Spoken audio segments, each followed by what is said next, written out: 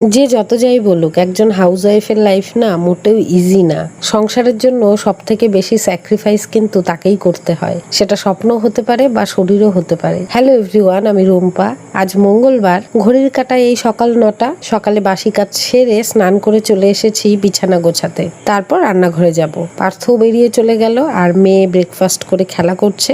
জানো তো, সংসারের কাজ এমন একটা কাজ যেটার কোনো শেষ নেই, মানে সারাদিন যতই করো না কেন শেষ আর হয় না। রান্নাঘরে যাবার আগে ভাবলাম জামা কাপড়গুলোকে ভিজিয়ে রাখি, তাহলে ময়লাটা কেটে যাবে আর মানে ধুতে বেশি সময় লাগবে না। তো সেই জন্য জামা কাপড়গুলো ভিজিয়ে রাখলাম। তারপর চলো এখন যাওয়া যাক রান্নাঘরে। রান্নাঘরে এসে দেখি মাসি সবজি টবজি সব কেটেই রেখেছে, তো আমি ভাত বসিয়ে দিলাম। আর এই যে দেখো, তো এখন বলি কি কি রান্না করব। তো রান্না করব লাউয়ের চোচা আলু ভাজা।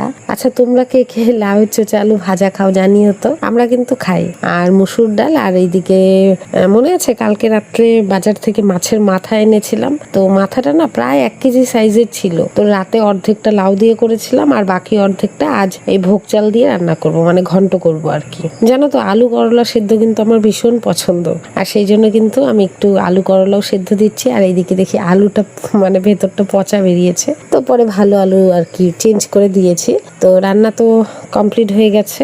এখন মেয়ে গেছে স্নান করতে। মেয়ে কিন্তু স্নানে ঢুকলে আমাকে মানে এখন যেতে দেয় না, আগে তো আমি করিয়ে দিতাম, এখন ও নিজে নিজেই যায়। তো তারপর আমি গিয়ে মুছিয়ে টুছিয়ে দেই। আর এই যে দেখো, ওর বাবা চলে এসছে, তারপর বলছে আমাকে আইসক্রিম কিনে দাও, আইসক্রিম খাবো। তো ওর বাবা কি করেছে, আমার জন্য এনেছে, কিন্তু আমি কিন্তু খুব একটা আইসক্রিম পছন্দ করি না, মানে খুবই কম আর কি। ঠান্ডা কোনো জিনিসই আমি খুব একটা খেতে চাই না, সেটা কোল্ড ড্রিঙ্কসই হোক আর যেটাই হোক। আর পার্থ এদিকে চলে এসে গাছে কলা হয়েছিল, সেই কলাটাও আর কি পারলো, কেননা বাড়তি হয়ে গেছে। অনেকদিন থেকেই মাসি বলছিল যে পেরে ফেল পেরে ফেল, তো ফাইনালি আজকে পেরে এই তো এখন বেরিয়ে চলে গেল। কাটায় এখন বিকেল 3টের মতন বাজে। এখন মা মেয়ে আমরা দুজনে মিলে একটা ঘুম দেব।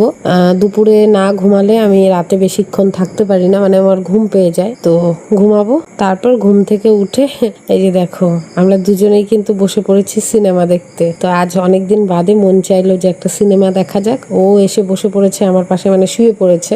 তো যেটা বলছিলাম তোমাদের, সংসারের কাজ জানো তো, একা সংসারের অসুবিধার পাশাপাশি কিছু কিন্তু সুবিধাও আছে। মানে তোমার সংসারের কাজ তুমি যখন খুশি করো, দেখারও কেউ নেই, বলারও কেউ নেই, দোষ ধরারও কেউ নেই। কি রান্না হবে, কতটা রান্না হবে, মানে কেউ বলার নেই। হ্যাঁ, সবটাই তোমার ইচ্ছে মতন। আমার মনে হয় প্রতিটা মেয়েই এই স্বাধীনতাগুলো মন থেকে চায়। তারা চায় এমন একটা সংসার যেখানে মানে তার পূর্ণ স্বাধীনতা থাকবে, দোষ ধরার কেউ থাকবে না, পদে পদে কেউ দোষ ধরবে না। তো যাই হোক, অনেক কথাই বলে ফেললাম। তো বসেছি পড়াতে।